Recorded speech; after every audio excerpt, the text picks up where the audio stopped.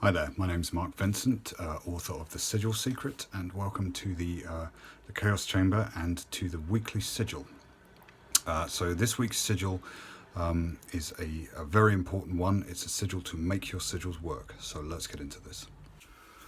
Okay, so we're going to start this first sigil in the series making one of the most useful sigils, which is a sigil that says my sigils work. It amazes me how many people don't use this, because if you're going to do sigil magic, it makes sense that it's the first thing you do. So we're going to start by writing the statement of intent. My sigils work.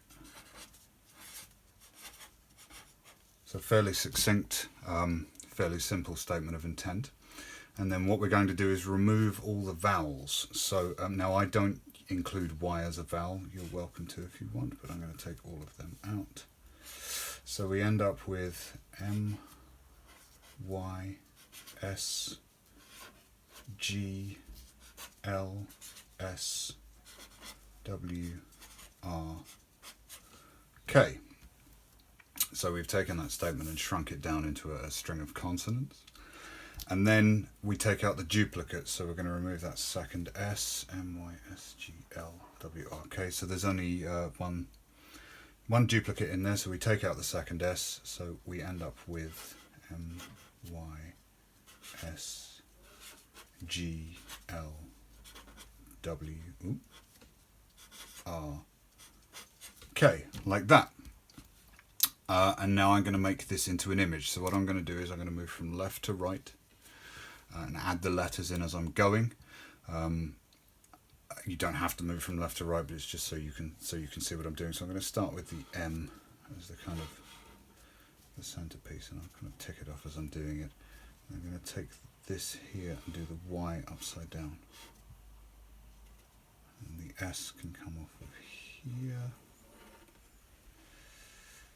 And G's can be quite difficult, so what I'm going to do is put it on the top, bring it in like that. Take the L off the side, facing down. I'm going to do the W on the side here. The R is going to come off of here, and I'm going to join it up there. And then the K, where should we put the K? Let's put it across the bottom. Like that. So we start with my sigils work, reduce it to a string of consonants, and then get rid of the duplicates, and I've made an image. Now, you can then enclose that in a circle. I'm not going to do that at the moment because my freehand circles are atrocious.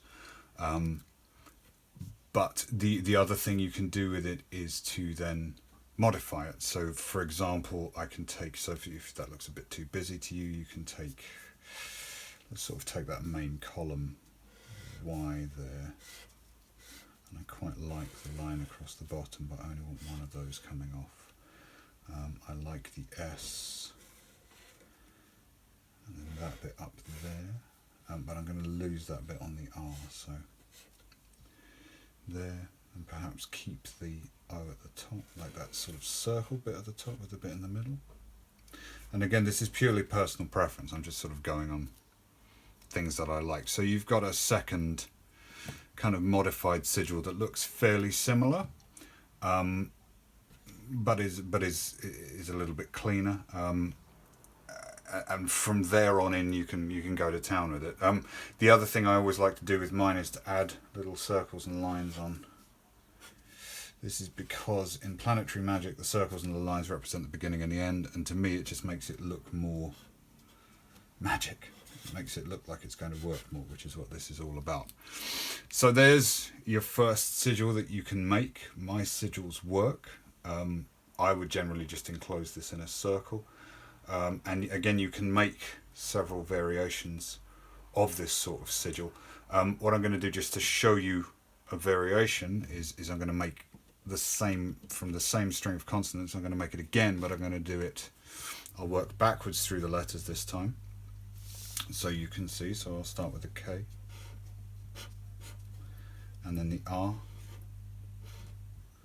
and then I'm going to put the W here, then the L, and the G is going to go backwards here like that. The S going to put inside like that. The Y I'm going to have coming up here like that, and the M, let's put the M here. So exactly the same statement, exactly the same method. So getting rid of the vowels and getting rid of the duplicates, same set of consonants, completely different sigil. So this is how you can make several variations of the same thing, and really the one you use is the one you prefer the look of. So again, I would just neaten this off like that. So personally I prefer this one and I would use that one, but you've got choices, and then you can edit this one down again. So perhaps you like that bit there. I'm going to lose that circle but keep that one, and I like that bit there. Taking the S out, keeping that bit, and then that, like that.